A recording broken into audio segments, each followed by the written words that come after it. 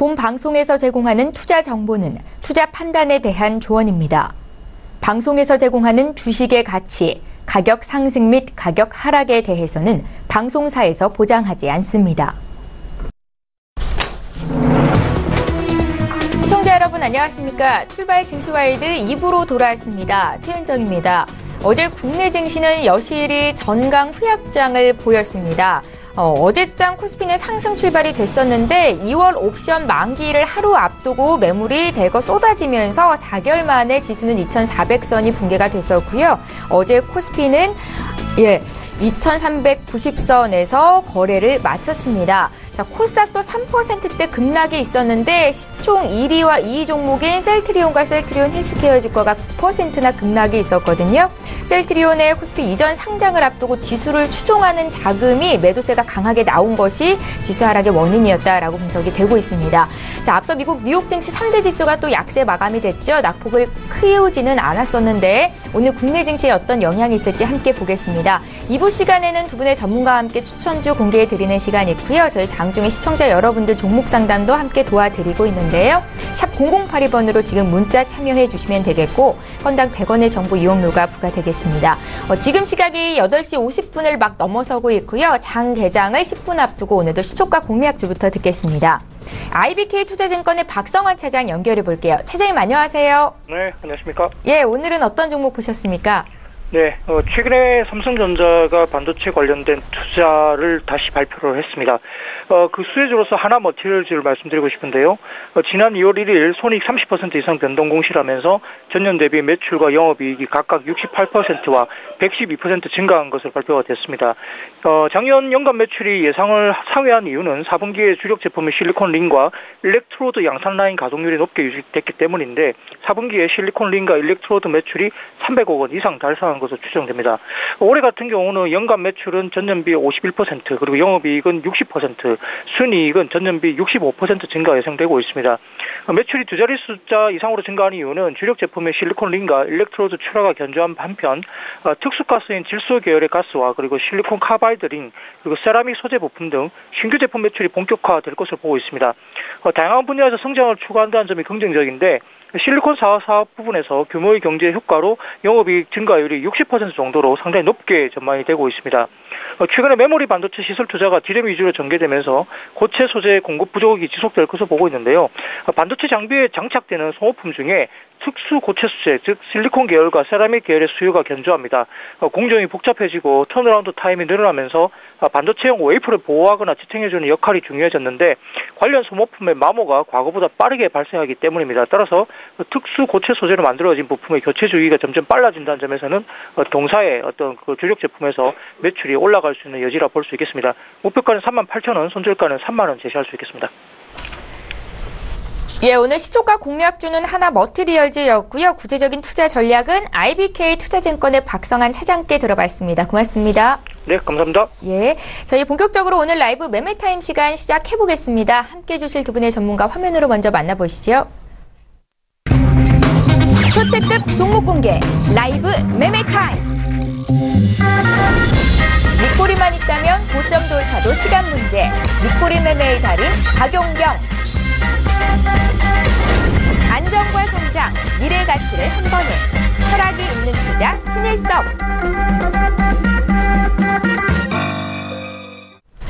예, 목요일을 함께 해주실 두 분의 전문가 나와 계시는데요. 인사부터 드리겠습니다. 하나금융투자의 박용경 FA팀장 오셨고요. 벤자민 투자연구소의 신일섭 소장 이렇게 두 분과 함께 하겠습니다. 안녕하세요. 네, 안녕하세요. 예, 반갑습니다. 오늘도 전일장 특징주부터 분석해보겠습니다. 삼성전자를 볼 텐데 어제 삼성전자의 주가가 3.4%나 밀리면서 거래를 마쳤습니다. 주식 액면 분할이라는 소식에 이어서 이재용 부회장 출소 등 각종 호재에도 불구하고 최근에 주가가 약세 흐름을 이어가고 있고요. 이달 들어서만 7% 급락을 하고 있는 삼성전자입니다. 두 분의 의견 들어볼게요. 3, 2, 1. 예, 지금 살 시점이다 이렇게 보시는 겁니까? 박용경 팀장님.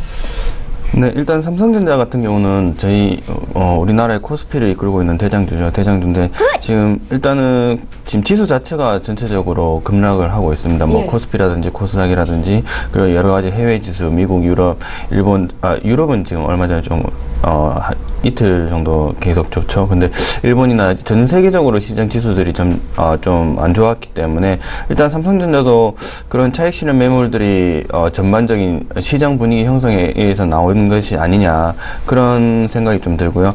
그리고 뭐 삼성전자 최근에 액면 분할이라든지 이재용 부회장 출소라든지 이런 호재적인 뉴스들이 있음에도 불구하고 급락했다라는 거는, 지금은 모아가야 될 시점이라고 판단이 됩니다. 그리고 뭐, 이재용 부회장 출소 이후에 이제 뭐, 똑같죠. SK 그때 뭐, 회장이 이제, 최태원 회장이 나왔을 때도 뭐, 시설 설비 투자라든지 그리고 여러 가지 사회 공헌적인 활동을 굉장히 많이 했는데 삼성전자도 마찬가지로 그렇게 흐름을 이어나갈 것 같습니다. 그렇게 되면 일단 설비 투자로 인해서 여러 가지 그 기타 반도체 분야에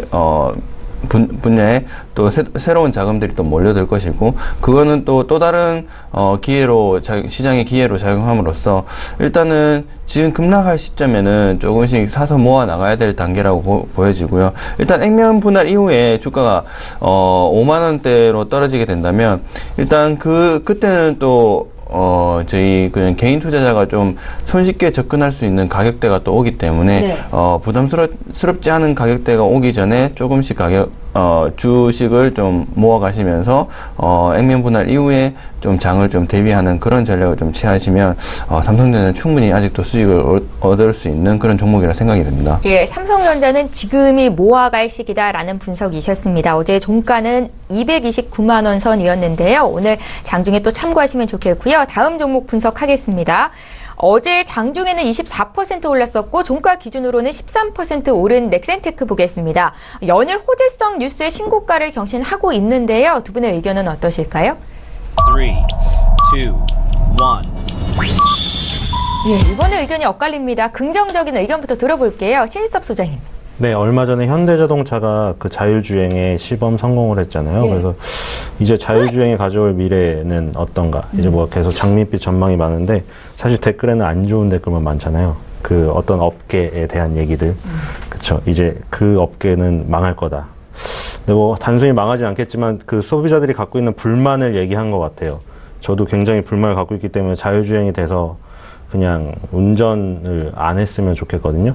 근데 이제 어쨌든 운전을 안 하게 되면 할 일이 많을 거예요. 예를 들어 졸음운전이 없어지겠죠. 그냥 잠자고 그 안에서 뭐 엔터테인먼트 즐기고 가족이랑 정말 윷놀이도 할 수 있겠어요. 그쵸? 근데 이제 자율주행의 미래가 확실히 다가온 건 마찬가지. 요즘 뭐 전기차, 자율주행, 수소차 막 이런 것들 뭐 많이 나오고 있잖아요. 인공지능, 그리고 뭐 4차 산업혁명, 그리고 친환경차들, 이런 것들이 이제 뭐 사전에만 나오고 언론 기사에서만 뭐 먼 미래로 나왔지만 이제 하나둘씩 실현이 되면서 언젠가 곧 다가올 미래, 이런 것들이 돼가고 있는 것 같아요. 그래서 주식시장에도 바람이 불고 있는데, 물론 그런 것들이 실적으로 다가오지 않고 지금 기대감에 오버슈팅을 하게 되면 또 그 후유증이 클 수도 있습니다.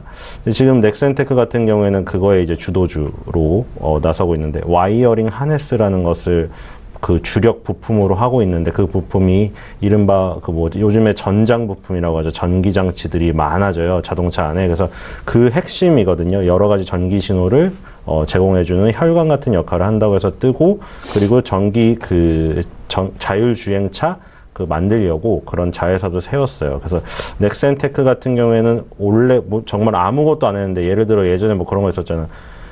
그냥 정말 종이 만드는 회사인데 갑자기 어떤 바이오 쪽으로 특화돼가지고 기대감에 막 폭등하는 것들, 아무 상관이 없는데.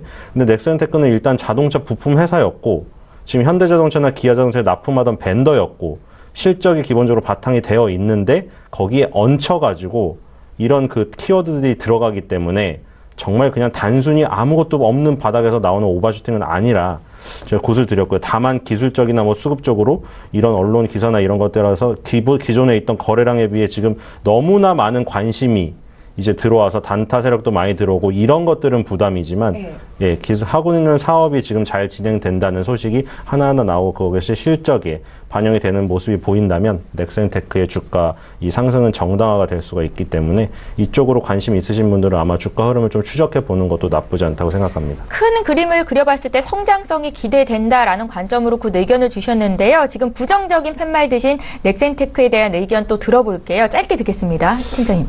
네. 예. 저는 일단 단기적인 관점으로 좀 부정적인 의견을 좀 드렸고요. 최근 그 차트를 보시면 아시겠지만 1년 동안 거의 한 9배, 7, 8배 가까이 큰 성장을 이루어왔습니다. 그 성장 자체가 이제 일단은 실적 바탕에 이런 테마들이 깔리면서 그 수급이 들어오면서 크게 성장을 했다고 보는데, 일단 단기적으로 급등을 했기 때문에 접근하시는 건 좀 뒤로 미루시는 게 좋을 것 같고요. 일단 자율주행 자동차라든지 이런 그 정보적인 뉴스들은 일단 참고만 하시고 조정이 왔을 때 추가적으로 매수를 하시길 권장드리겠습니다.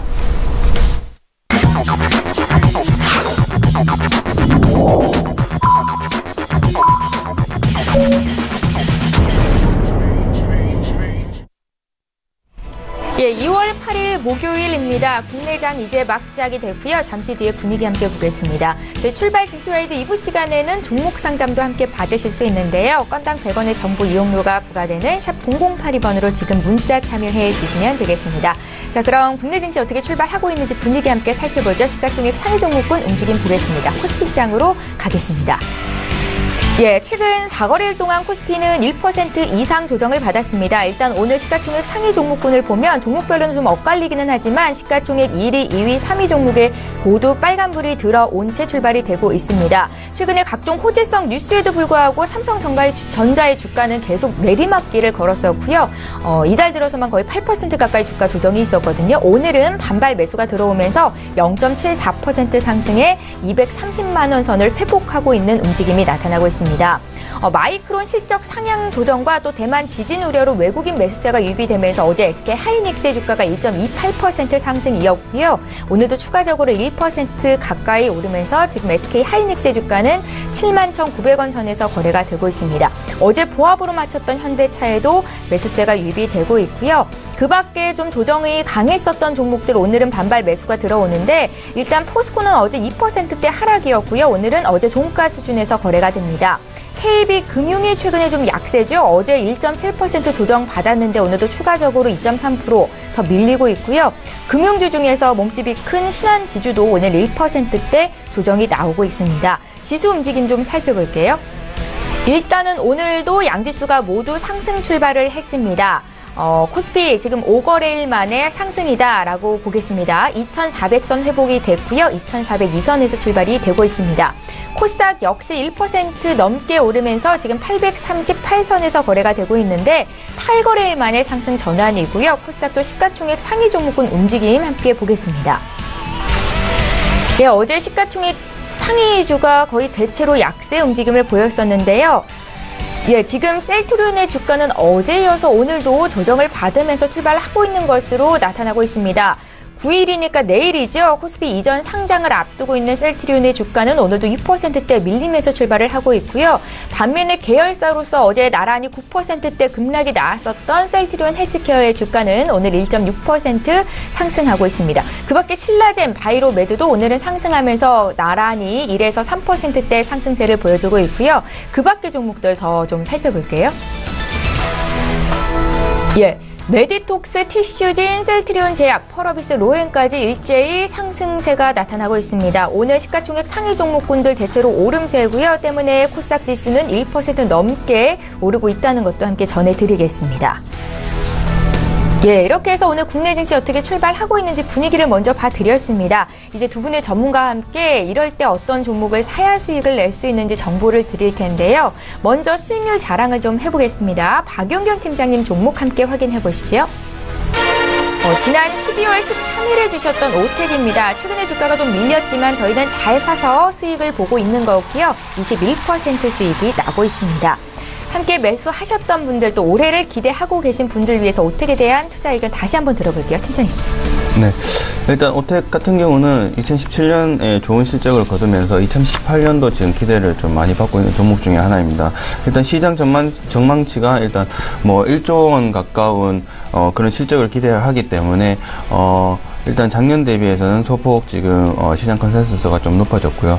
그에 따라서 일단 주가 평가를 좀 해보면 일단 퍼가 한 7 정도 나오는 것 같습니다. 그러면 굉장히 저평가, 아직도 저평가다. 네. 그래서 오텍의 주 사업 부분인 에어컨과 그리고 냉동차 사업 부분, 이런 부분들이 조금 오텍의 성장성을 좀 견인할 것이라고 좀 보고 있습니다. 일단은 성장성 자체가 확인이 됐기 때문에 지금 주가가 조금 14,000원까지 올라갔다가 지금 조정을 받고 있는 그런 시점이지만 지금 시점에서도 분할 매수 관점은 좀 유효하고요. 일단 목표가는 제가 지금 14,000원에서 15,000원 사이 14,500원을 조금 돌파를 한 이후에 좀 다시 한번 좀 드리도록 하겠습니다. 예, 오텍에 대한 투자 의견 다시 한번 들어봤습니다. 자, 이 자리에 계신 신일섭 소장께는 오늘장 투자 전략을 어떻게 가져가면 좋을지 좀 여쭤볼게요. 지금 장 초반에는 또 증시가 오르고 있기는 한데 언제 변동성이 커질지를 몰라서 불안한 마음이 모두들 있으실 것 같거든요. 네. 지금 그 옵션 만기로 인해서 지금 굉장히 큰 변동성이 왔거든요. 예. 역시 그 꼴이라고 만들어 놨지만 실제적으로는 우리나라 시장을 움직이고 있잖아요. 항상 그 옵션 만기, 전 세계 옵션 만기 일자만 가까워지면 거대한 변동성이 나타나는데, 제가 그 반대로 크게 한번 해먹으려는 세력이 있다는 것은 그 파생 얘기를 드렸던 거거든요. 그러니까 결국 이렇게 변동성이 커야만, 옵션은 변동성을 먹고 사는 거 아시죠? 아이스크림처럼 계속 녹고 있거든요. 햇빛에 녹고 있기 때문에 변동성이 없으면 그 아이스크림 그냥 녹아버려요. 그래서 지금 변동성을 크게 가져오려고 한번 벼르고 있다가 마침 주가가 오버슈팅도 됐고 이랬기 때문에 개인 투자자의 포지션을 몰아넣은 다음에 완전 한번 크게 해먹은 거거든요. 근데 사실 주식시장에 그 기업이 상장됐는데 기업의 성장성이랑은 아무 상관없이 그냥 움직여요. 완전 그 시기에 딱 정해진 특정한 시기의 이해관계에 따라서 움직이기 때문에 저렇게 급락을 했다고 갑자기 애플이나 삼성전자가 내일 그렇게 급락을 하는 실적을 나오는 게 아니거든요. 그냥 주가의 변동성일 뿐이에요. 물론 계속 그렇게 말을 하면은 그럼 고점에서 팔으라고 하고 저점에서 다시 사라고 말을 했어야 되지 않느냐, 이렇게 말할 수도 있는데, 어쨌든 그 장기적으로 이런 변동성은 좋은 건 사실이고, 그리고 계속해서 이런 급락이 하락의 시작이 아니냐, 이런 얘기도 있지만, 지금은 그게 아닌 것 같은 게, 금리를 인상한 지가 얼마 안 됐어요. 근데 금리를 인상하면 주가를 팔아야 된다는 어떤 이상한 논리를 처음부터 교과서가 아닌 다른 곳에서 배운 경우가 많은데, 금리가 인상되면 계속 주가가 오르고 경기가 좋아지는 거거든요. 그러다가 금리를 계속 인상하다가 나중에 금리가 꺾일 때 모든 게 다 꺾이는 거예요. 지금은 금리를 올린 지 얼마 안 됐고, 제가 은행을 욕을 많이 한다 그랬잖아요. 지금 사람들이 은행을 엄청 욕하고 있잖아요. 대출금리는 올리는데 왜 예금금리 안 올리냐고. 경기 초반에 다 그렇게 되기 때문에 계속 일반 시민들은 욕을 할 수밖에 없어요. 계속 지금 욕을 많이 하고 있잖아요. 그럼 지금 경기 초반이기 때문에 절대 꺾일 시점이 아니고, 그렇다면 확률적으로 완전 이건 옵션 만기에 따른 변동성이 크기 때문에 애플이다가 페이스북, 아마존닷컴, 삼성전자 다 보여드렸죠. 고점과 고점을 연결한 추세선을 오버슈팅을 했어요.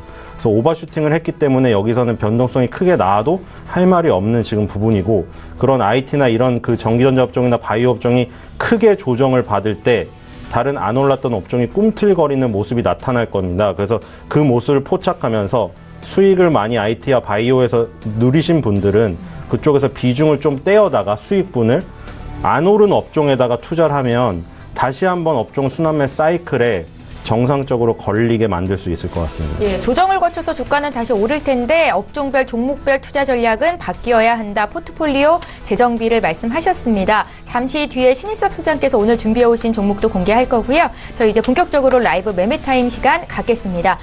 저희 박영경 팀장님 종목부터 좀 살펴볼게요. 네. 그 첫 번째 종목 말씀드리겠습니다. GS건설 말씀드리겠는데요. 일단 GS건설 같은 경우는 제가 포트에 계속 담고 있는 종목입니다. 목표가가 아직 안 왔기 때문에 지금 계속적으로 말씀을 드리는데요. 일단 GS건설 같은 경우는 작년보다 올해 2018년이 좀 더 기대되는 한 해다라고 좀 보시면 되겠고요. 일단 그 주택 부분의 매출 증가가 두드러지게 나타날 것이고, 약 한 24% 정도의 성장성이 좀 기대됩니다. 왜냐하면 일단, 서울 중심으로 지방, 그 GS건설의 대표적인 브랜드인 자이아파트가, 공급 물량이, 지금 작년 대비 굉장히 많이 늘어날 것이라고 지금 판단이 되고요. 일단 올해만 지금 약 3만 가구 이상을 분양을 할 거기 때문에 그 부분이 매출에 반영된다면 일단 실적도 당연히 좋아질 것이고요.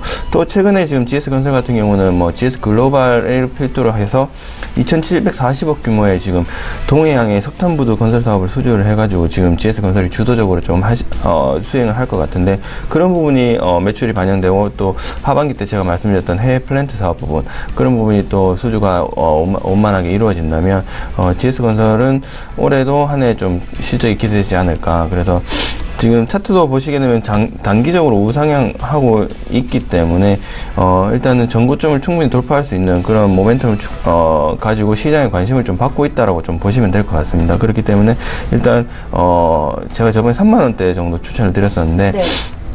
다시 상승을 하다 그 자리에 다시 왔습니다. 하지만 좀 그 주식은 사실 뭐 하루 이틀 만에 수익을 볼 수 있으면 가장 좋겠지만 뭐 그런 것들은 아무도 모르는 거기 때문에 일단 중기적인 관점을 가지고 GS건설을 좀 보유하시게 된다면 1차 목표가인 35,000원까지는 충분히 도달할 수 있지 않을까라는 그런 생각으로 좀 말씀을 좀 드려보겠습니다. 네. 네, 그 다음 종목은, 일단 제주항공입니다. 요즘 저가 항공사가 굉장히 관심을 많이 받고 있죠. 뭐, 제주항공뿐만 아니라, TA항공이라든지, 뭐, 그 에어부산, 에어서울, 이런 등등, 지금 굉장히, 저가 항공사가, 관심을 되게 많이 받고 있는데, 그 중에서도 제주항공 같은 경우는 일단 저가 항공사 중에서 영업이익이 1,000억 원을 넘은 가장 최초의 항공사라고 좀 보시면 될 것 같습니다. 네. 일단 그런 만큼 실적이 굉장히 좋다라고 좀 보면 될 것이고요.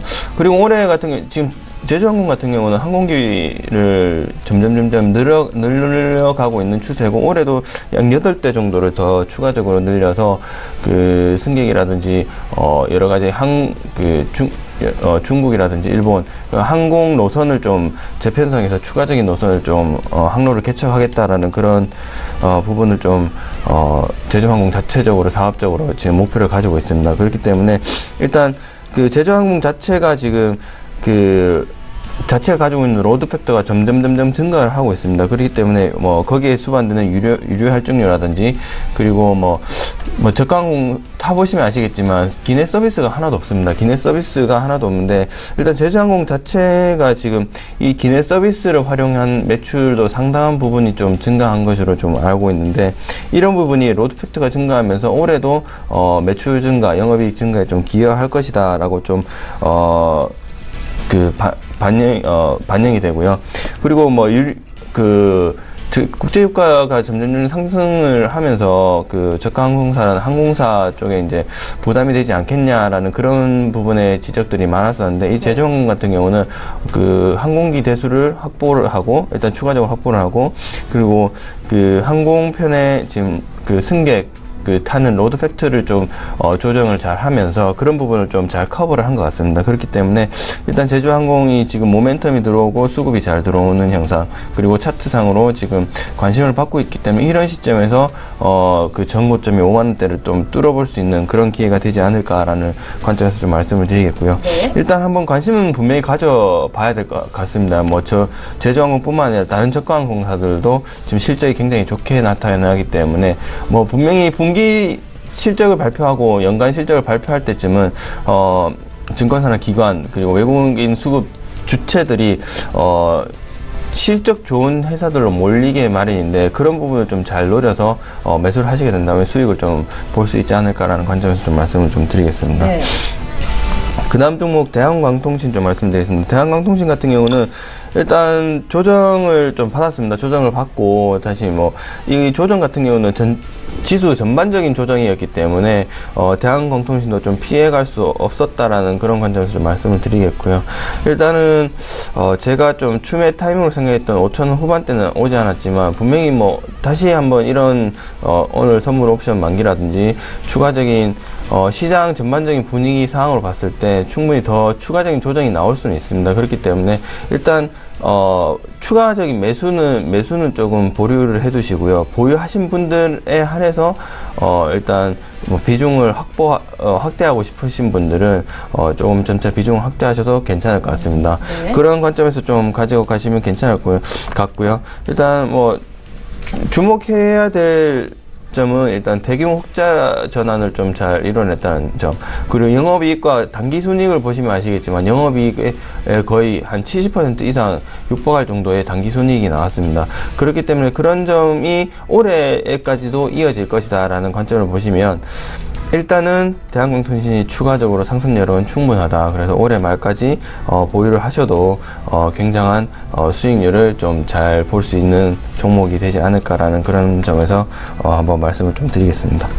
그 다음 종목 오텍인데, 오텍은 제가 수익 리뷰를 할 때 좀 말씀드렸었는데, 오텍 같은 경우는 일단 올해에 더 기대되는 종목이다라고 좀 말씀을 드렸고요. 일단 지금도 충분히 주당 가치 평가를 해보면 충분히 저평가된 상태이기 때문에 일단 올해 성장성, 그리고 냉장차, 그리고 냉장 탑차와 그리고 에어컨이 주 사업 분야인데 이 사업 분야들이 오텍을 이끌 것이라는 그런 관점에서 보시게 되면 상반기와 하반기 실적을 주목을 해보시고 추가적인 매수를 좀 권해드리겠습니다. 그리고 일단 보유하셨던 분들은 제가 14,500원 정도까지 목표가를 좀 제시를 해드렸으니까 일단 그때까지는 좀 보유를 하셨다가 매도를 하시는 그런 전략을 좀 취해 주셨으면 좋겠습니다. 네. 그 다음 종목 LGU 플러스입니다. LGU 플러스는 또 단기적으로 좀 굉장히 조정을 좀 많이 받았는데 13,000원대에 추천을 드렸었던 것 같은데 다시 한번 이 가격이 좀 왔는 것 같습니다. 그래서 일단은 추가적인 매수를 지금 생각을 좀 해두시고 지금 주식을 좀 보유를 하시면 될 것 같고요. 일단 LGU 플러스뿐만 아니라 KT도 굉장히 조정을 많이 받았거든요. 전 통신사들이 지금 조정을 많이 받고 있기 때문에 실적이라든지 이런 부분이 그 조정의 원인이 아니고 일단 전체적인 지수 자체가 매도세고 지금 현금 보유 관점으로 지금 기관이나 외국인 수급 투자자들이 지금 전략을 취하고 있기 때문에 일단 관망세로 좀 지켜보시다가 지금 타이밍에서는 추가적으로 지금 매수를 하셨던 분, 보유를 하신 분들 같은 경우는 일단 평단가를 좀 낮추시는 전략이라든지 아니면 신규 진입 같은 경우는 다음 주 추이 전략까지 좀 보시면서 조금 전략을 좀 세워주시면 될 것 같고요. 지금 가격대는 충분히 메리트 있는 가격대임은 분명하다라고 좀 말씀을 드리겠고요. 일단 굉장한 관심사인 5G라든지 지금 IoT 분야라든지 이런 4차 산업혁명에 관련돼서는 주도주 역할을 하고 있는 것이 분명합니다. 그렇기 때문에 실적이라든지 이런 테마들, 그리고 좀 무겁지만은 좀 안정적으로 중장기 투자를 좀 하실 분들은 LGU 플러스를 좀 매수를 해보시면 굉장한 도움이 되실 거라고 좀 말씀을 좀 드리겠습니다. 네, 수익을 많이 냈다가 다시 매수가 부근까지 내려온 종목들이 있는데요. 여전히 관심 종목으로 선별을 하셔서 지켜보시면 좋겠다라고 코멘트까지 주셨습니다. GS건설부터 LGU 플러스 들어봤고요. 이번에 최일섭 소장님 종목도 공개해 볼게요. 네, 10위는 노르페인트입니다. 예. 페인트 얘기를 드렸다시피 이제 옛날에 작업복에 페인트가 붙고 냄새가 나고 이런 이미지가 많이 탈피되고 있다. 젊은 층에게 그런 얘기를 많이 들었습니다. 그럼에도 불구하고 전방 산업에 대한 비중, 아직 B2B가 높기 때문에 그것을 아예 무시하고 젊은 층에 인기가 많다고 그 부분으로 실적이 다 좋아진다 얘기를 드릴 수가 없지만 일단 지금 보면 전방 산업도 약간 회복이 되는 모습은 보이고 있습니다. 일단 건설, 조선, 자동차 3대 전방 산업이죠. 여기서 페인트가 제일 많이 쓰이고 물론 철강이나 이런 원재료도 다 많이 쓰입니다. 그래서 포스코의 주가를 보면 2016년도 3만원대에서 지금 84,000원, 9만원까지 상승을 했어요. 이런 것들이 포스코가 철강을 파는, 철강은 완제품이 아니잖아요. 그래서 건설이나 조선이나 자동차에 많이 들어가니까 이 전방 산업이 회복이 돼야 되는데 이 주가들은 회복이 되어 있지 않지만 세계적인 회사들의 그 전방 산업이 다 회복이 되어서 포스코가 먼저 올라간 거고 현대건설이나 삼성중공업, 현대자동차는 아직 밑에서 꿈틀꿈틀은 되었지만 본격적인 회복은 이루어지지 않고 있어요. 그래서 지금 오른 것은 포스코 같은 철강 업체, 그리고 미국으로 가보자면 알코아 같은 알루미늄 업체, 그리고 쉐브론 같은 정유화학 업체, 이런 것들이 지금 올랐어요. 그리고 지금 우리나라 그 노르페인트를 보시면은 우리나라 시멘트주는 움직였는데 페인트주는 아직 안 움직이고 있다고 말씀을 드렸잖아요. 그래서 이런 전방 산업의 부진 속에서 계속 손만 놓고 있을 수는 없죠. 그래서 그런 전방선의 부진이 지금 계속 되었잖아요. 보시다시피 뭐 건설주, 조선주, 자동차주 주가가 몇 년간 계속 안 좋았잖아요. 그것은 주가가 미리 뭐 움직인다고 봤을 때 그 산업들이 계속 안 좋았다는 건데, 그런 페인트가 그 산업들이 안 좋으니까 할 일 없이 놀 수만은 없어요. 그때 뭐 했냐면 이미지 변신을 하면서 체질 개선을 하는 거예요. 그래서 지금 작년에 예술의 전당에서 무민 원화전이 열렸거든요. 무민이라는 캐릭터 젊은 사람들 되게 좋아하잖아요. 물컹물컹 마시멜로우 같이 생겼잖아요. 귀엽게. 그래서 노루페인트가 후원했어요. 그래서 노루페인트가 왜 페인트 회사가 저런 거를 후원하지? 되게 이상하게 생각하는 사람이 많았지만, 페인트 회사들이 이런 그 미술전이나 이런 것들을 많이 후원이나 협찬을 하면서 굉장히 이미지 개선을 하고 있고 젊은 층들에게 알리고 있다는 거예요. 계속 몇 년간. 그리고 작년에 이게 벌써 뭐 7, 8회 됐는데요. 2018 노루 인터내셔널 컬러 트렌드쇼, 저번에 얘기를 드렸죠. NCTS 2018 개최돼서 여기서 세계의 컬러 전문가들이 다 와서 다음 연도에 뭐 바이올렛이라고 얘기를 드렸는데, 다음 연도에 그 주 색채 그 선정을 하고, 그리고 컨설팅을 제공을 하면서 이런 사업들을 하고 있어요. 그래서 실제적으로 B2C 비중이 많이 늘었고, 그래서 이런 것들이 이 전방산업의 불황기를 견딜 수 있는 힘이 원천이 되어가고 있어요. 점점 20-30% 비중이 되어가면서, 이런 것들도 그러면 전방산업이 나쁘다고 하더라도 우리가 내수 안에서 그 개인들의 인테리어 시장 쪽에서 또 실적을 낼 수 있기 때문에, 이런 것들은 전방산업에 치우친 매출 비중을 갖고 있을 때보다는 되게 좋아진 거죠. 전방산업에 완전 치우쳤다면 우리나라가 계속 그 뭐 건설, 조선, 자동차가 계속 부진해버리면 페인트주는 도저히 뭐 살아나갈 방법이 없는 건데, 그래서 최근에 이런 일련의 활동들이 계속해서 앞으로의 씨앗, 지금 같은 경우에 뭐 주가의 모멘텀이 단기적으로 되지 않을 수 있더라도 이게 장기적으로 봤을 때 계속 그 회사의 모멘텀이 되기 때문에 눈여겨볼 만한 활동들입니다. 그리고 9위는 AK홀딩스입니다. 요즘에 실적 발표가 많이 나오잖아요. 우리나라는 3, 6, 9, 12 결산이잖아요. 1, 2, 3, 4분기. 그러니까 실적은 언제 나오냐면 4, 7, 11. 그 사이에서 플러스 마이너스 한두 달 뒤로. 그래서 그렇게 나오는 거죠. 그래서 지금 4분기 실적이, 작년 4분기 실적이 올해 1월, 2월 달에 많이 발표가 되는 거예요. 그래서 뉴스에 지금 실적 많이 나오고, 배당 결정 많이 나오고, 그런 것들이 3, 4월 달에 주주총회 열어서 확정이 되면 여러분들의 계좌에 4월 달이나 뭐 5월 초에 입금이 되는 거예요. 그러면은 1년 동안 이자를 받는 거죠. 은행으로 따지면. 그래서 AK홀딩스는 한 주당 8,000원의 현금 배당을 결정했어요. 돈을 잘 벌었으니까 현금 배당도 하고 주식 배당도 하는 거죠. 물론 이런 것들을 대주주의 자꾸 금수저 vs 흑수저로 자꾸 그런 논리로 보면, 야, 쟤네들은 대주주 지분 많으니까 맨날 현금 배당, 주식 배당으로 배 불리우네. 근데 자본주의 시장에 참여를 하셔야 돼요. 안 그러면 계속 그렇게 욕만 하면 뭐 사회주의 운동을 하는 것도 아니고 아무 자기한테 도움이 안 돼요. 그리고 사실 그런 운동하시는 분들도 다 강남의 아파트나 주식이 있어서 그런 자산이 있으니까 그런 활동도 하는 거지. 안 그러면은 우리는 힘든 삶 속에서 뭐 투자한 게 없으면은 뭐 밥을 못 먹겠죠.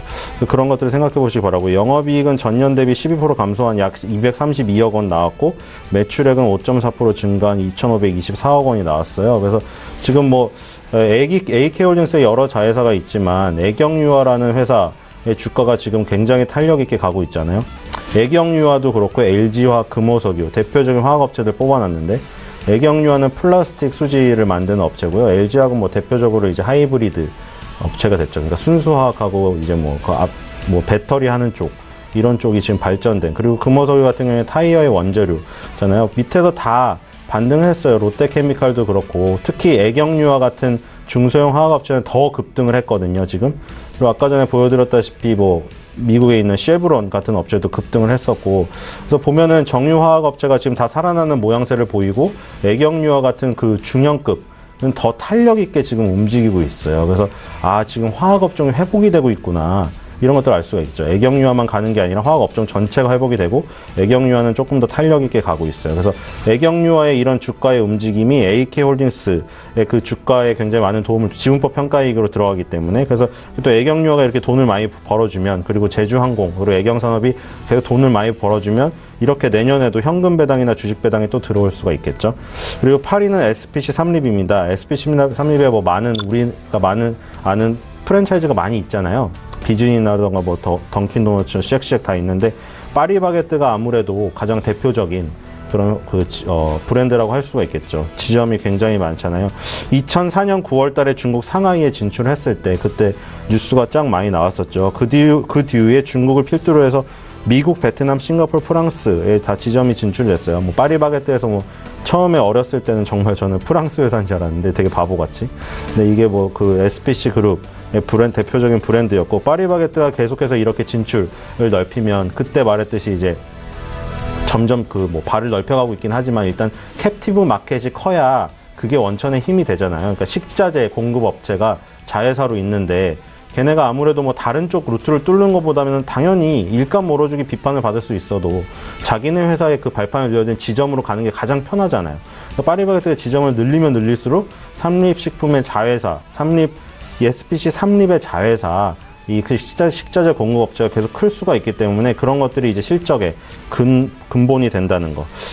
그걸 보시면 될 것 같고요. 7위는 제주항공입니다. 제주항공이 국적 우리나라 LCC 최초로 영업이익 1,000억을 돌파했어요. 그리고 뭐 지난해부터 나온 소식이지만 8대의 항공기를 도입해서 연말까지 총 39대를 운영할 예정이고요. 물론 말씀드렸다시피 우리나라의 항공기는 다 에어버스 아니면 보잉사에서 막대한 돈을 들여서 사오는 거기 때문에 매년 이제 뭐 달러로 돈을 지급을 해야 돼요. 분할해서 납부를 하거든요. 그래서 이제 그런 것들을 하지만 이것들이 미래를 위한 투자죠. 지금 돈을 매년 많이 내지만 일단 많이 운용해서 많은 여객들을 수송하는 거죠. 제주항공이 지금 계속 크고 있기 때문에 앞으로도 아시아나 대한항공의 그 점유율 하락을 LCC 전체를 포함한 제주항공이 많이 가져갈 것으로 예상이 돼요. 그래서 아직도 성장할 부분은 많다. 그리고 6위는 한스바이오메드입니다. 휴젤파마 얘기를 하려고 하는데요. 휴젤파마 저번에 나왔죠. 휴젤 얘기할 때 나왔거든요. 휴젤이 휴젤파마라는 자회사를 완전히 100% 인수합병해서 이제 합쳐졌다. 한 몸이 됐다.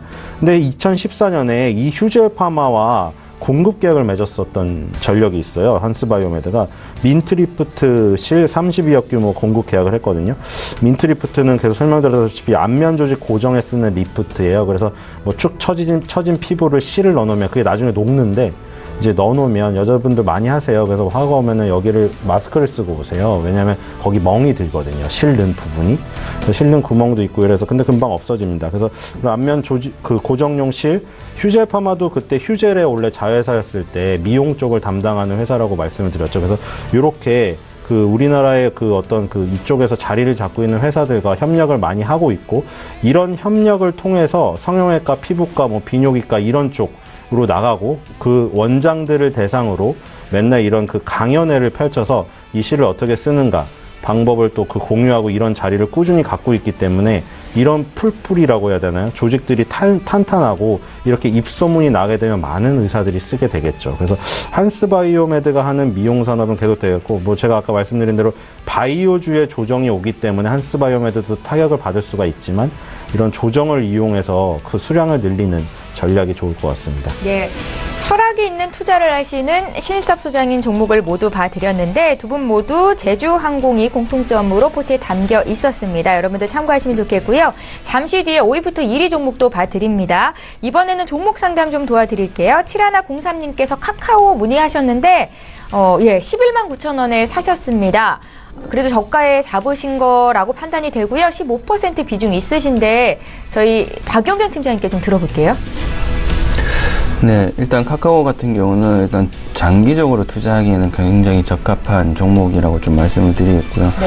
일단 다들 아시다시피 카카오 같은 경우는 우리나라 국내 1위 SNS 서비스에서 출발해서 라이프 생활 플랫폼으로 좀 바뀌었습니다. 생활 플랫폼으로 좀 바뀌면서 안 하는 사업이 없죠. 멜론 사업, 음악 사업하고 그리고 캐릭터 사업이라든지 그리고 게임 산업 모든 사업에 지금 다 출자가 되어 있습니다. 그렇기 때문에 일단 성장성 자체로만 봤을 때는 올해 2017년에는 전반적으로 광고라든지 그리고 이커머스라든지 그런 부분들이 모든 컨텐츠 분야까지 모든 부분들이 다 동시 성장을 했습니다. 그렇기 때문에 일단 성장성은 의심이 없는데 일단은 단기적으로 지금 11만 9천 원 문의 주신 분께서 거의 매수하신 가격대까지 가까이 왔기 때문에 좀 불안하다라고 판단이 되고 최근에 또 주가가 많이 빠졌기 때문에 좀 불안한 심정은 알겠지만 일단 중장기적으로는 투자를 하기에는 굉장히 적합하다라고 좀 말씀을 드리겠고요. 일단 만약에 11만 9천 원이었으면 뭐 단기적으로 중단기적으로 투자를 할 것 같았으면 뭐 16만 원 정도, 15만에서 16만 사이에서 예, 파셨을 것 같은데 일단 가지고 계신 거 보니까 좀 장기적으로 투자를 하실 것 같은 생각이 있기 때문에 같다라고 생각이 되기 때문에 좀 말씀을 드리는데 뭐 계속적으로 보유를 하셔도 나쁘지 않을 그런 기업이니까 충분히 성장 가능성, 가치주 성장주로서 기대가 되는 기업이기 때문에 또 특히나 지금 카카오 그리고 네이버 그리고 뭐 우리나라 거의 큰 지금 거의 거대 벤처 기업들 이 기업들이 그 블록체인 기술에 지금 굉장히 좀 열의를 가지고 투자를 하고 있습니다. 그렇기 때문에 이런 분야들까지 지금 카카오가 선점해서 투자를 했기 때문에 성장 가능성은 좀 더 기대해 볼 만하니까 계속적으로 보유 관점으로 좀 가지고 계시면 좋을 것 같습니다. 예, 처음부터 긴 시각을 가지고 투자를 결정하셨던 분인 것 같습니다. 카카오는 지속홀딩이 가능하겠다라고 봐주셨고요. 저희 이번에 넥스턴 볼게요. 5736님께서 매수 가격은 19,794원입니다. 이 가격에 사셨고 비중이 50%로 다소 많으신데요. 매도 시점 알려달라고 적으셨어요. 소장님께 여쭤볼게요. 네, 지금 분할 매수하신 것 같아요. 끝자리가 4원이잖아요. 예.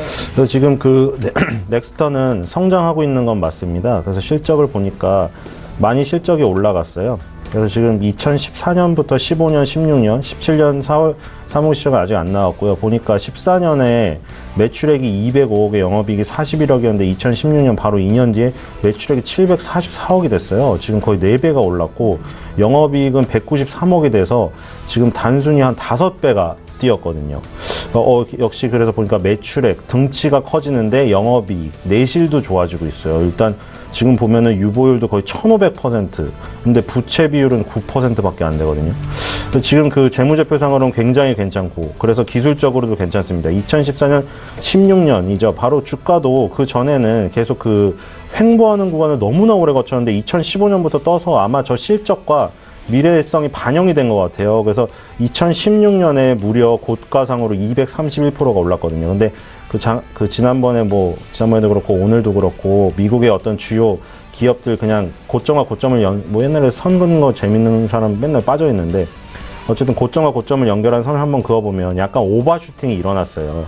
그러니까 실적이 좋아지고 성장성이 좋은 건 사실인데 그럼에도 불구하고 어떤 이렇게 내실 가치에 따라서 가는 선을 옮겨갔다가 오버슈팅 할 때는 뜨겁다가 하락을 많이 할 때는 언더슈팅을 하는데 왔다 갔다 하는 건 한데 어쨌든 성장성이 있는 기업은 줄 가운데는 계속 타고 가요. 그러니까 지금 보면 2016년에 약간 오버슈팅이 일어났고 2017년에 그 부분을 되돌렸고 지금 같은 경우에는 어떤 성장의 그 줄 한가운데 그냥 서 있는 것 같아요. 그래서 19,000원은 약간 지금 오버슈팅 했었던 부분에 살짝 걸려 있었던 그 가치 같거든요. 그래서 지금 같은 경우에는 조금 더 좀 중기적으로 가져가는 게 어떤가 싶어요. 그래서 지금 IT 쪽으로 원래 기계 업종에 매출이 많았는데 최근에 IT 업종으로 매출 비중을 넓히는 그 과도기적 단계에서 실적이 좋아진 거거든요. 그 과도기적 단계에서 꽃을 좀 더 피울 때까지 가져가는 게 어떤가. 대신에 지금 2016년이나 17년에 나타나는 이런 거는 오버슈팅, 언더슈팅이기 때문에 이 중간 단계 부분에서 줄을 타고 가는, 그러니까 지금 같은 경우는 연말까지 2만 원 가까이 가는 것은 무리가 없을 것 같다는 생각이 듭니다. 예, 잘 알겠습니다. 그래도 긍정적으로 평가를 하시네요. 넥스턴 봐드렸습니다. 저희 지금 장중에 저가 매수 신호 와 있고요. 저가 매매의 달인 만나볼게요. 오늘은 바로투자증권의 윤정식 과장 연결해보겠습니다. 과장님 안녕하세요. 네, 안녕하세요. 예, 오늘은 어떤 종목이 눈에 띄셨습니까? 네, 오늘은 NH투자증권 말씀을 드리겠는데요. 이 NH투자증권 같은 경우는 4분기 실적은 시장 컨센서스에 부합하는 비교적 안정적인 실적을 시현했습니다. 지난해 4분기 실적에 대한 이유 자체는 코스닥 시장 자체가 4분기에 상당히 좀 좋았죠. 그런 부분들로 인해서 브로커리지 수익이 1,000억으로 크게 급증했고요. 이 IB 쪽은 조금 소폭 감소를 했지만 이 자산관리 부분이죠. WM 부분이 꾸준한 성장을 하면서 전체 이익에 기여를 했습니다. 뭐 트레이딩 쪽에서는 금리가 올라가면서 채권 쪽에서는 뭐 손실이 뭐 거의 전 증권사가 손실을 봤었지만 NH투자증권 같은 경우는 이 손실을 상당히 좀 줄이는 그런 모습들을 보여줬습니다. 그리고 마지막으로 여기에다가 이 대형사 중에서 가장 높은 배당 수익률인 4.7% 정도를 유지하고 있기 때문에 뭐 배당 부분까지 본다면은 뭐 상당히 좀 메리트가 있는 그런 뭐 종목이다라고 보시면 되겠습니다. 가격 전략도 같이 말씀드리겠는데요. 이 지금 최근에 주가가 좀 많이 하락하면서 NH투자증권도 이 지금 많이 좀 내려와 있는데 지금 자리 그렇기 때문에 가격적인 메리트 충분히 있다라고 보여줘서 현재 가격 잡으시면 되겠고요. 목표 가격은 17,000원, 손절 가격은 14,500원 말씀드리겠습니다. 목표가는 전 고점 정도 보고 계시고요. NH투자증권 오늘 저가 매수 포착주였습니다. 바로 투자증권의 윤정식 과장 전화로 만나봤습니다. 고맙습니다. 네, 감사합니다. 예, 저희 방송에서 제공하고 있는 정보는 투자 판단에 대한 전문가들의 조언이죠. 해당 종목의 가치나 수익률을 보장하고 있지는 않다라는 점도 꼭 기억하시기 바랍니다. 저희 라이브 매매 타임 시간 계속 이어갈 거고요. 두 분의 전문가와 함께 10종목씩 추천주를 공개해드리고 있습니다. 이제 5위부터 1위 종목이 남아있는데요. 박윤경 팀장님부터 들어볼게요. 네, 일단 첫 번째 종목 기가레인 말씀드리겠습니다. 네. 기가레인 5G 관련된 종목으로 계속적으로 관심을 지켜보셔야 될 종목이라고 말씀을 드렸는데, 일단 작년 2017년에 흑자 전환을 좀 잘 이뤄냈고, 그리고 실적 부분을 좀 이제 성장성, 그러니까 실적 부분, 그런 부분을 잘 확인을 했습니다. 그렇기 때문에 2018년에 좀 더 기대되는 한 해가 되지 않을까.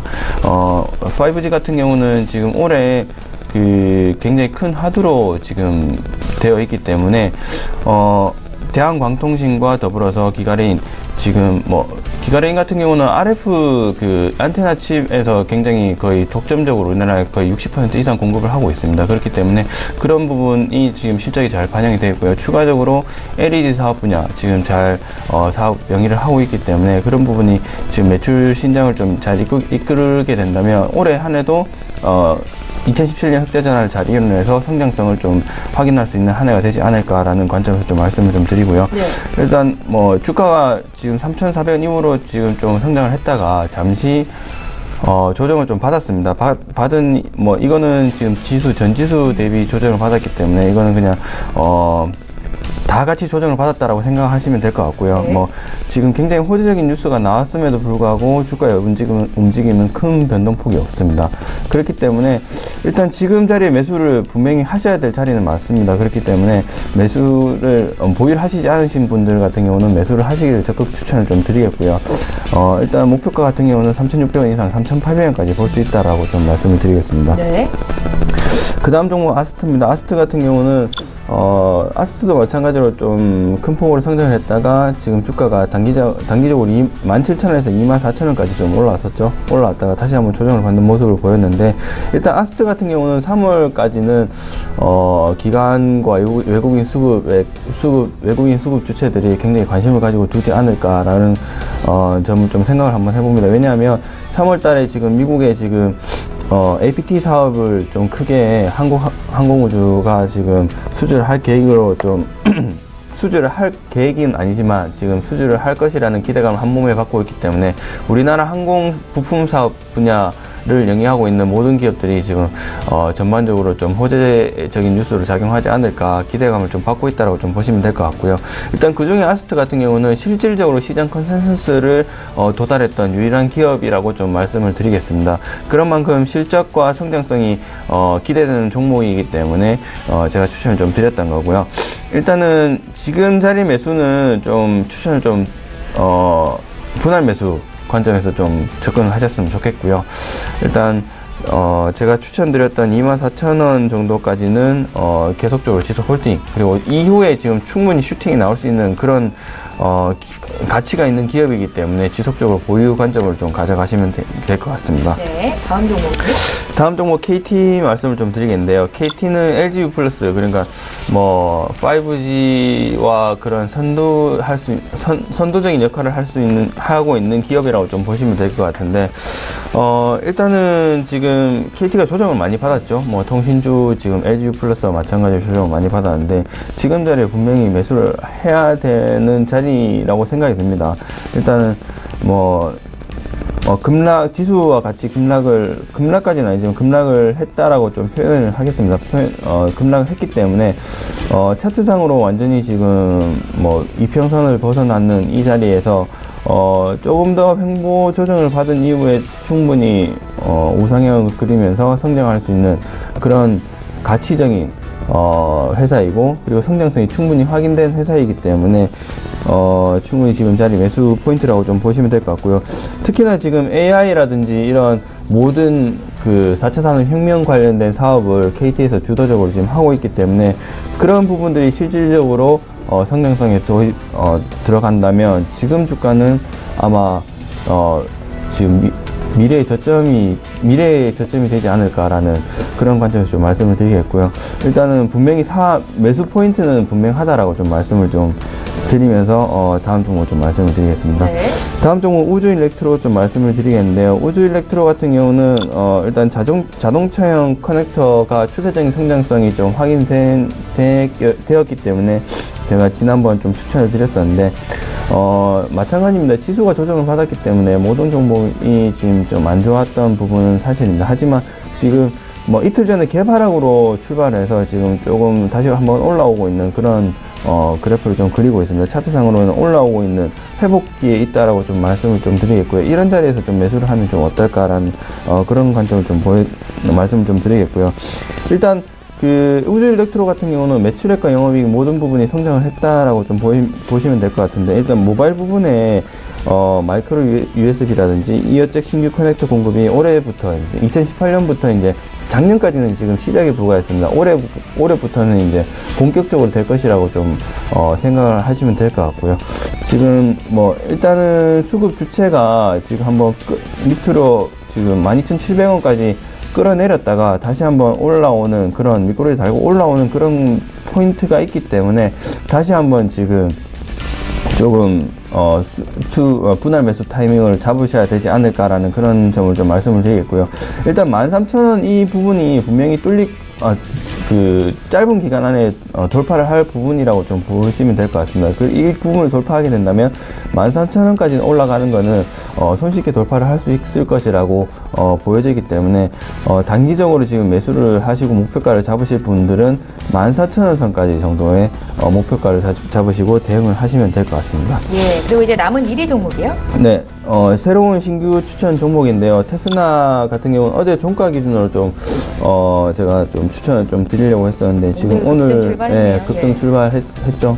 왜냐하면 일단 영업이익 같은 경우 흑자 전환을 굉장히 잘했습니다. 거의 100억 원 규모 가까이 흑자 전환을 했기 때문에 실적은 기본적으로 밑바탕이 된 회사다라고 좀 보시면 될 것 같고요. 네. 이 테스나 같은 경우는 못 들어보셨던 분들이 많을 것 같습니다. 일단 회사의 핵심 사업을 좀 설명드리자면 그 반도체 사업을 영위하고 있고, 일단 삼성전자가 SK 하이닉스라든지 반도체 사업의 시설 투자를 활발하게 하고 있는 주도 업체가 시설 설비 투자를 하면 할수록 이 테스나는 좀 수익을 볼 수 있는 구조를 가지고 있습니다. 왜냐하면 일단 웨이퍼 테스트 부분과 패키징 테스트 부분에 지금 사업 부분을 좀 주로 영위를 하고 있는데, 일단 설비 투자가 많아지면 많아질수록 새로운 신규 테스트들이 많아질 것입니다. 그런 부분들을 좀 잘 살펴보시면서 그 매수 포인트를 잡으시면 테스나는 충분히 수익을 좀 볼 수 있는 기업이 되지 않을까. 사실 오늘 시초가에 좀 매수를 하라고 좀 말씀을 드리고 싶었는데 너무 오늘 좀 급등을 했네요. 하지만 분할 매수는 충분히 대응 가능하다는 점 말씀을 좀 드리겠고요. 일단 매수가는 일단 현재가로 좀 말씀을 좀 드리겠고요.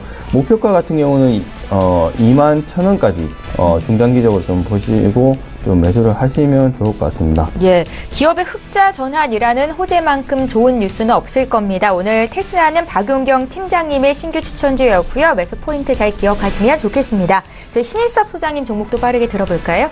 네, 5위는 펄업 있습니다. 지금 검은 사막 모바일 가문명 선점 이벤트를 시작했어요. 가문명 이제 그 아이디인데요. 네. 아이디 만들 때 여러분들 열받는 경우 많으시잖아요. 내가 정말 쓰고 싶은 아이디인데 다 있대. 이미 있습니다. 숫자도 이미 있습니다. 너무 열받아. 그러다 이제 결국 안 되는 이상한 거 하잖아요. 여기 가문명 선점 이벤트가 엄청난 인기를 얻을 거로 생각이 돼요. 300만이 사전 예약을 했기 때문에 치열할 것으로 예상이 되고요.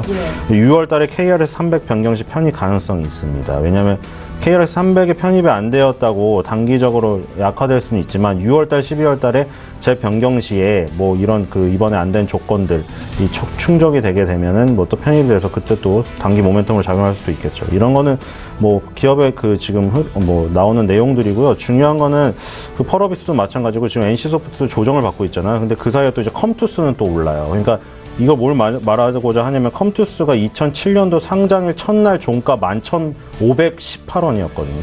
지금 15만 1,900원이에요. 2015년에 20만 원 가까이 갔고. 그러니까 이걸 뭘 말하는 거냐면 뭐 그 애들이 뭐 게임한다고 뭐 막 되게 싫어하는 사람들 많이 있잖아요. 근데 게임을 할 때 너무 그거를 욕하지 말고 그럼 예를 들어 엄마가 막 등짝 스매싱을 하면서 너 엄마 카드로 너 아이템 결제했지. 이렇게 질문을 하면서 질문 하나 더 추가해봐서 너 엄마 돈으로 오늘 그 컴투스 주식 샀니? 펄어비스 주식 샀니? 주식을 사주세요. 제가 지금 이 말 하는 거 보고 저놈 웃기네? 이런 걸로 끝나지 말고 지금 당장 가서 비대면 계좌 개설해서 실행하는 게 중요합니다. 4위는 카카오입니다. 카카오 게임즈 자회사 카카오 VX가 사업을 다각화하고 있어요. 카카오 VX가 뭐 하냐면 인공지능, 가상현실 등 첨단 기술 기반의 신사업을 적극 추진하는 회사예요. 그래서 카카오 맨날 뭐 금융 서비스도 뭐 계속 하고 있고 뭐 너무나 사업이 많죠. 근데 지금 VX라고 만들어서 인공지능, 가상현실 요즘에 많잖아요. 한때 인형 뽑기방에 막 신촌, 홍대 막 깔리더니 요즘에 다 VR 존 깔려가지고 전부 안경 쓰고 허공에다 칼질해 대고 있더라고요. 그러니까 그런 그 VR 존이 앞으로 많이 생길 것 같고 가상현실 그거는 너무 간단한 게임이지만 이런 것들이 적용되는 분야가 되게 많을 거예요. 그러니까 카카오는 뭐 돈이 되는 사람은 다 손대고 있다. 지금 당장 손실을 볼지라도 카카오나 네이버는 얘기를 드렸잖아요. 이미 너무나 많은 공룡의 자금을 끌어들였기 때문에 지금 손해를 보더라도 일단 가입자만 싹 다 확보하면 나머지가 다 죽게 되어 있어요. 이게 생리예요. 다 죽고 나면 그 시장을 다 가져가는 거예요. 그 열매를. 그런 전략을 지금 쓰고 있고 아마존도 마찬가지예요. 이거 지금 공룡들의 지분 경쟁 싸움이에요. 거기서 이길 확률이 높은 거는 지금 이미 큰 기업들이에요. 어쩔 수 없어요. 그리고 3위는 BGF 리테일입니다. 그린카와 카시어링 서비스 활성화를 위한 업무 협약을 맺었어요. 저번에 그 소카 있죠? 소카랑 그린카 뭐 이거 다 그 차량 공유 경제 서비스인데 최근에 뭐 딜카도 생기고 많이 생겨요. 몬카. 근데 이제 이 서비스를 CU의 지점에 많이 한다고 하는 거죠. 전국에 12,000여 개 CU 점포가 있어요. 물론 그게 점포가 막 골목에 좁은데 이런 데는 차를 많이 못 놓겠죠.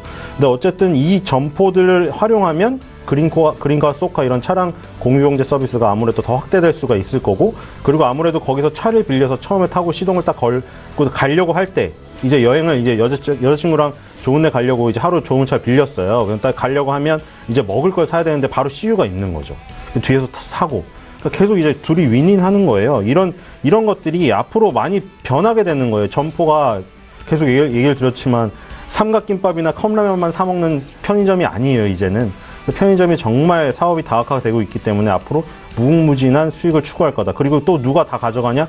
1등이 다 가져가요. 점포를 늘려서 뭐 500m 안에 뭐 자루 쟀는데 뭐 다 뭐 편법을 이용해서 가맹점주가 힘들고 이런 거는 지금 사회적 문제고 이 지금 투자의 세계에서는 그런 것들은 지금 다 좋은 거예요. 그러니까 같이 편입을 해서 그걸 누리던가 욕만 하고 있던가.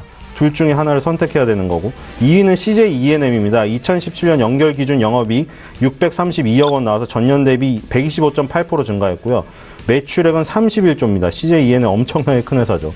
31조 7,501억 나왔습니다. 전년 대비 13.8% 증가, 당기순이익 4,219억 원 593.3% 증가, 실적이 엄청나게 성장을 했네요. 지금 4분기 실적이 다 나오는 지금 시즌이거든요. CJ E&M의 실적이 이렇게 좋게 나왔다는 거. 그리고 CJ 홈쇼핑에 하고 인수합병에 대한 여러 가지 논란이 있지만 예전에도 많이 있었어요. CJ E&M이 원래 4개의 회사가 합치는 거잖아요.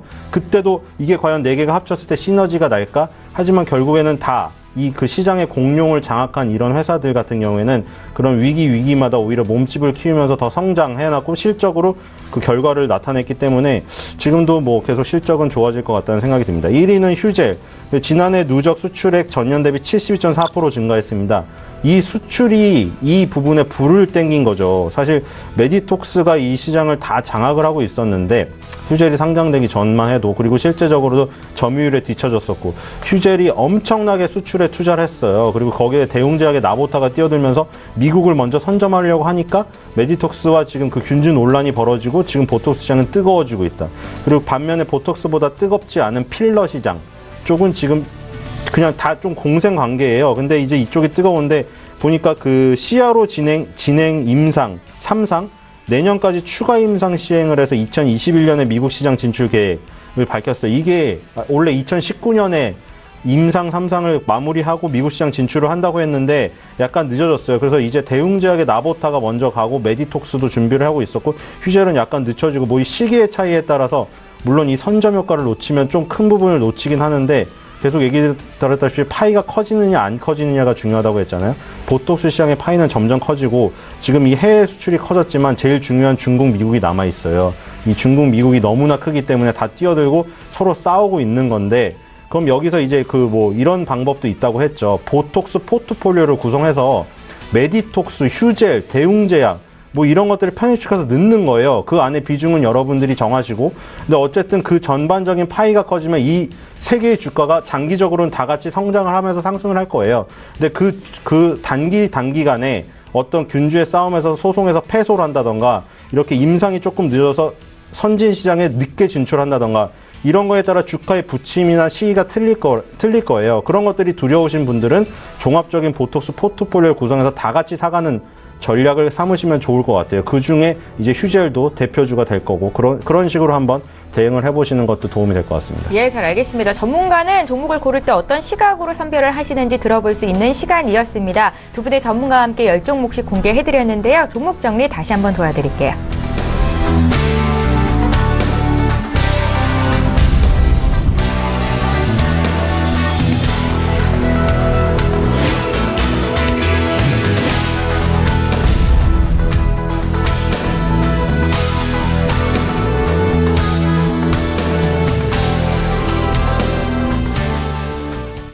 예, 오늘 라이브 매매타임은 여기까지 진행하겠습니다. 하나금융투자의 박윤경 FA팀장, 벤자민 투자연구소의 친일섭 소장, 이렇게 두 분의 말씀 들어봤습니다. 잘 들었습니다. 예, 출발 증시와이드 이제 마치겠습니다. 지금 장 개장한 지 50분 정도 됐는데 양지수가 모두 오름폭을 좀 늘렸습니다. 장중에 코스닥이 하락 전환이 되기도 했었는데요. 지금은 1.6%나 상승하고 있고, 시가총액 상위 종목군을 보면 코스피 이전 상장 앞두고 있는 셀트리온 외에 1위부터 20 종목이 모두 오름세를 나타내고 있습니다. 오늘은 코스피보다 코스닥이 강한 장이네요. 끝까지 흐름 잘 보셔야겠고, 저희는 내일 이 시간에 또 오겠습니다. 고맙습니다.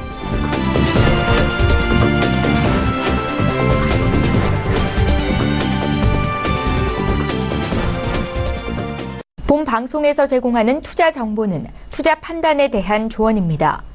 방송에서 제공하는 주식의 가치, 가격 상승 및 가격 하락에 대해서는 방송사에서 보장하지 않습니다.